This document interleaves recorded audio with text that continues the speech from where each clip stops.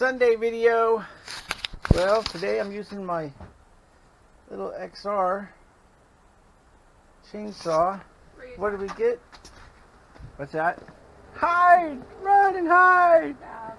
So we had a tree fall on us, and we're just now getting to it. That thing busted off right there, and she is pretty big. Let me get put her in the video. She won't give me consent. That's my wife. She doesn't want to be part of it, although she thinks it's good for me. Anyways, so we've been cutting this. My saw. I have a regular. I do have a regular chainsaw, but this one's so much nicer. Just, turn it on, off, it's quieter. But just to show you, it's a 12-inch blade. Just to show you. So there we go. 12 inches. And that's probably 5 inches. And this is 4. So it's pretty big. And as we cut into it, she's bigger than you think. That's how it always is. It's always bigger than you think until it hits the ground. And then when that tree hits the ground, you're like, wow, that's a mini tree. So, anyways, that's what we're up to Sunday. Tree's been sitting like that since the storms around the first of the, well, let's see, Wednesday, when did that fall? I think that was around the first of the year. That fell about 9 o'clock in the morning. So anyway, other than that, working on finishing the sample up for a job that we're doing. That one where I've got some chatter. We're going to leave that with the chatter, and we're going to sand it to 120 with the power drive, and sand the chatter out and stain it. I was a little concerned. The sample I didn't sand it too fine, which determines the intensity of your stain color. So I just wanted to make sure that with this bonus stain, which is definitely better stain or color retention between the Duraseal and the bonus stains. So, which is kind of my saving grace here. So, just so you know, as of this year, there are all the stain colors from Bona right there. So I'm switching from Duraseal, which I have out here in the shed, for I don't like to keep anything that's volatile in the garage, and I'm working on getting a cabinet for this. But this here, all that stain is gone. So I've got a too bad high schools don't have wood shop or anything anymore. I could just donate it to that, but I'm gonna have to take it up and pay for it to be disposed of at the landfill. They'll probably, hopefully, repurpose it. So and I'm gonna switch over to my bonus stains. So yeah, there's every color except for a special walnut, but I have that at the job. So here's that sample. So I've been a Duraseal stain guy my whole life, and I have done a couple Bona jobs or Bona stain jobs through the years, but Did some samples up. Customer wanted to see some Bona stain colors and some Duracell stain colors. Exact same colors, side by side, and I have to say the Bona won out, and I'm gonna go ahead and switch. So, anyways, I no longer. I'm pretty much a Bona guy. I hate to say it, but I'm a Bona guy from start to finish. I use their water base, their oil base now. I have used their oil base for a while. I've always used their water base. And their sandpaper. I still use 3M Regalite. Like I said, I use their 100 grit paper. I always seem to, on stain jobs, that's my go-to finish paper.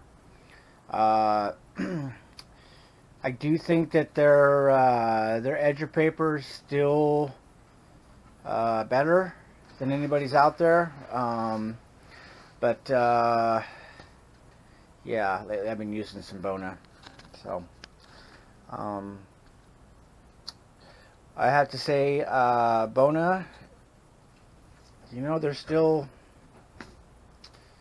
I still think they're top of the market as far as their R&D, and we need that as an owner operator. I need a company that's pushing our limits and keeping up with us. So Bona is doing that. They're still changing products and doing stuff. And what's nice is that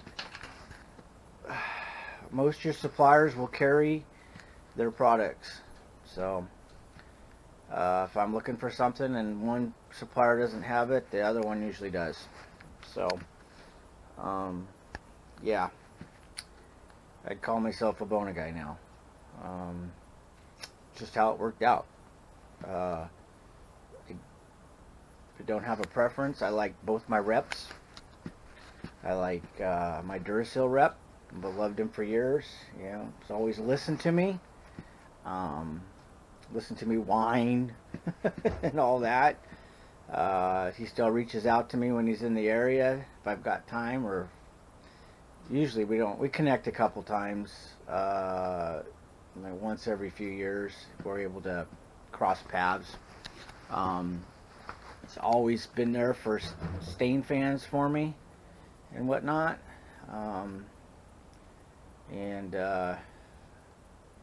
Anyways, really like him.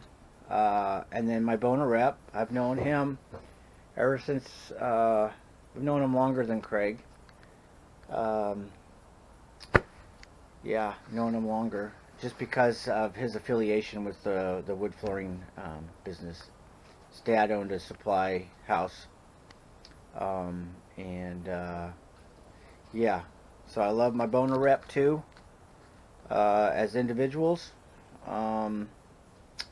Yeah, so anyways, I'm I actually have two Bona reps. I've got Larry and Michael.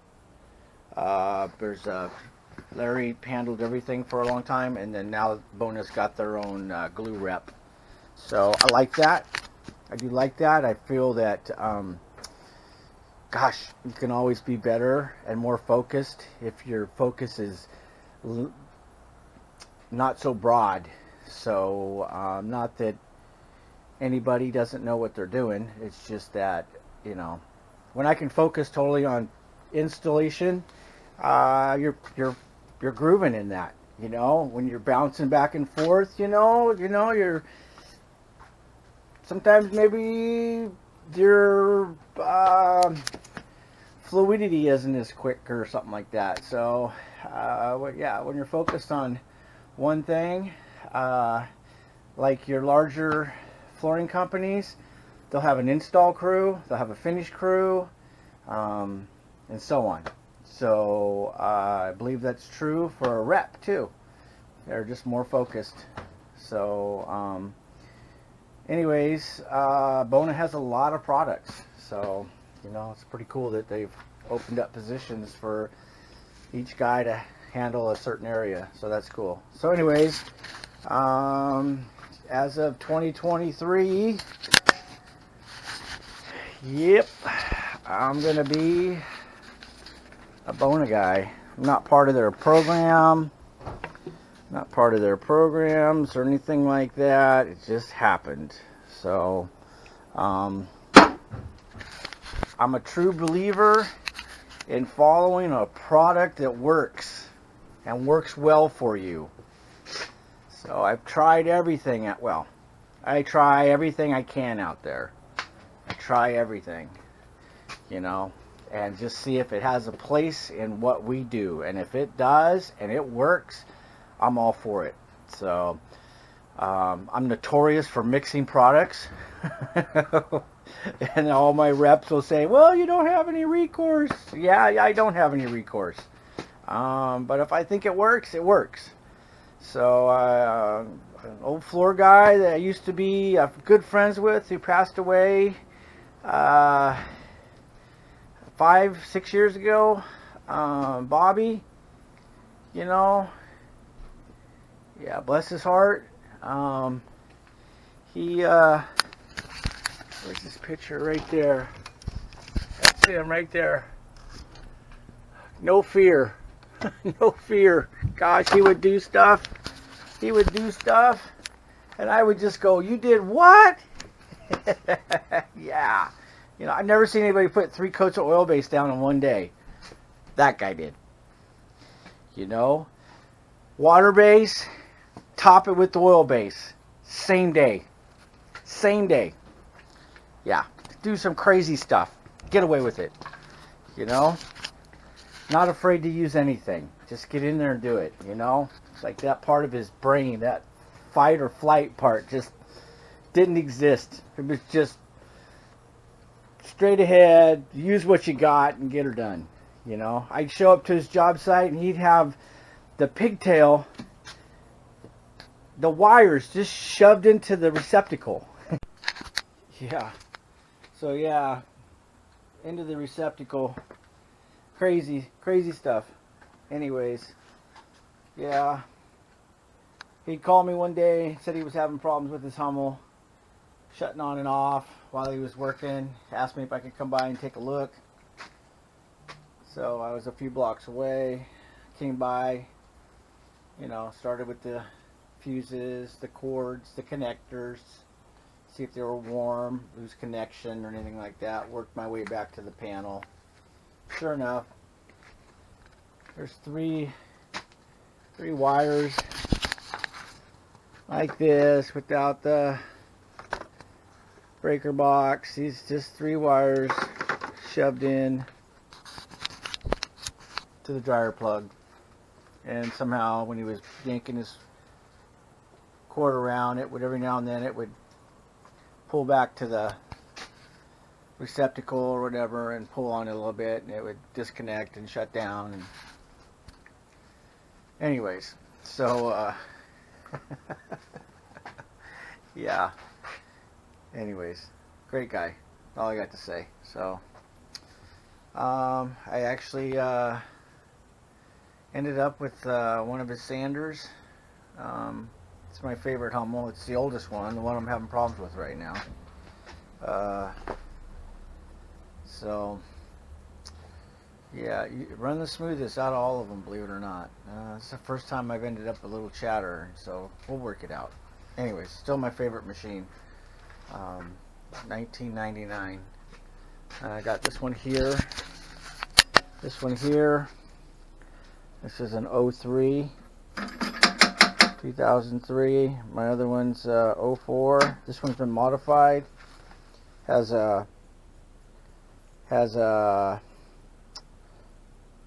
hang on a second, I want to think, larger pulley. Anyways, I reduced the drum speed down to about 1700 here rather than the 2000 something I believe they come. Anyways, just back in the day when I would tweak things, and see if we could get rid of some of that dish out that we were dealing with. back when the Hummel Wave was a thing. Remember that, guys? The Hummel Wave. Everybody blaming the drum and all kinds of stuff, sandpaper. Now that we've got these planetary machines, and if you use one, you don't worry about it anymore. But back in the day, before we had all these fancy sanders, the Hummel Wave was an issue. Probably it still is. You know, the thing is, you know, nobody sands the floor flat. And unless you got a machine that's going to cut that out, like the Clark, like their sanders, I mean, you got a straight, flat drum, set at an angle, I don't know how many degrees, and you got a chance to cut all that undulation in the floor out. Where the Hummel doesn't have that. So it's going to follow that floor. That's why they always say cut it at a 45. You know, you're still not cutting everything out, but you're not following the last guy. Especially if you had a Hummel and you ran everything straight. You follow it and you just make it worse. Every time you go over that, it just puts more pressure on that back wheel and pushes the front down. So, anyways, you know, and I think I'm pretty smart about some things, and you know, I recognize that right off the bat. The Hummel's a great machine for floors that are not flat, definitely, especially where I live here. You've got a lot of older homes. They've been through an earthquake in '89. Houses have shifted. This Hummel will follow that floor if you know what you're doing. It'll follow everything. It won't undercut like a Clark sander, you know, too aggressively. You know, so that's why I stayed with it. That's why I stayed with it. And I've used the Trio ever since. This guy here had one of the first Trios. He saw the benefit in it, and it took me a while. My Trio sat in my garage. That's it. That's my second one. Now this is Bobby's. Actually, that's Bobby's Trio. I got his Trio too. Hummel and a Trio and a buffer. My Trio's on the job. But that's my Trio sat in my garage for 3 years before I decided to bring it out and try and use it. I was just afraid of the scratch pattern. I didn't know how to use it. So Bobby, man, he'd bring it out, use it, stain the floor, fine. You know, he wasn't too much about worrying about swirls. I think he was just always just trying to get the job done. You know, just trying to get the job done. And me, I'm trying to get it done perfect. So I have slowed myself down through the years. Yeah, definitely. By paralysis. Yeah, anyways, I get stuck in that. Like right now, I'm dealing with that Hummel chatter, you know. So I got to figure a way through that. And I have. But, you know, I'm a day behind because of it. So just could have kept sanding and dealt with it and figured it out. But I want to make sure I have a plan. So, anyways. So, yeah, now that we're not dealing with the wave anymore, or we just sand it. We take the Trio, flatten the floor out, and then we'll final sand with the 100 grit. You know, that's my deal. 80 grit or 100, depending on the job. Finish with this, and back to the power drive. All my jobs now finished off with the power drive. I love the Trio. It's aggressive, cuts flat, but it's got a notorious swoosh mark or pattern from the way the pucks work. I mean, the pucks are floating. It's spinning, pucks are floating, in a sense. They're not spinning individually like the power drive. So there's a, unfortunately, there is a design flaw. That's all I'm going to call it. I'm going to call it a design flaw.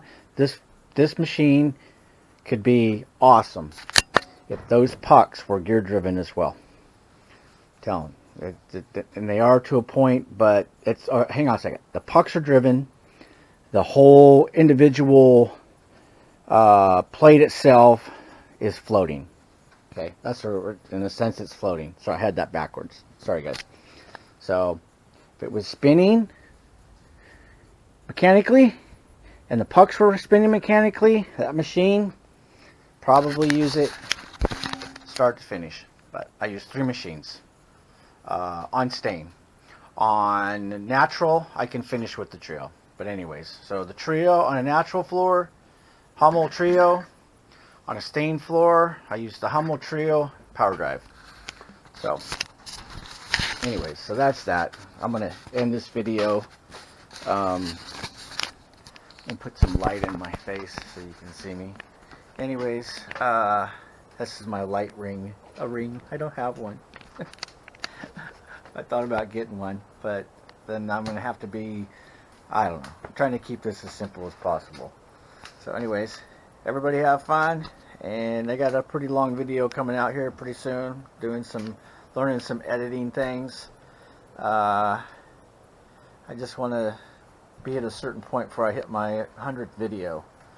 So anyways, thanks for staying along with me, and I'll talk to you guys later. Bye.